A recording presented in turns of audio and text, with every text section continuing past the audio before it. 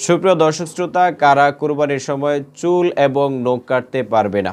জিলহজ মাসের চাঁদ ওঠার পর থেকে নিয়ে কুরবানির দিন পর্যন্ত চুল এবং নখ না কাটা একটা মুস্তাহাব আমল। সুনানে তিরমিজি 1523 নম্বর হাদিসে উল্লেখ করা হয়েছে।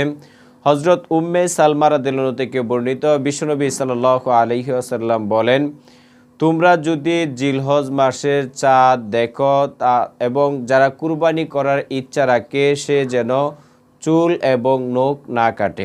আমরা সুস্পষ্টভাবে যে বিষয়টা বুঝতে পেরেছি সেটা হলো যে যারা কুরবানি করার ইচ্ছা রাখে তারা যেন জিলহজ মাসের চাঁদ ওঠার পর কুরবানি করা পর্যন্ত তারা যেন চুল এবং নখ না কাটে, এইটা আমরা বুঝতে পেরেছি। যারা কুরবানি করার ইচ্ছা রাখে না বা কুরবানি করার সামর্থ্য নাই তারা কি চুল কাটতে পারবে এবং নখ কাটতে পারবে?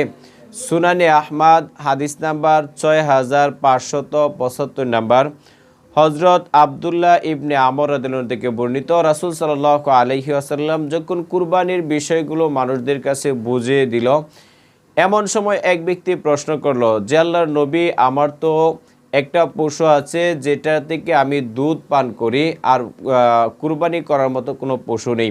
আল্লাহর নবী বিশ্বনবী সাল্লাল্লাহু আলাইহি ওয়াসাল্লাম বলেন, যেহেতু আপনার কুরবানি করার অন্য কোনো পশু নেই, আপনার কুরবানি করতে হবে না। আপনি জিলহজ মাসের চাঁদ ওঠার পর থেকে কুরবানি পর্যন্ত আপনি চুল এবং নখ কাটবেন না।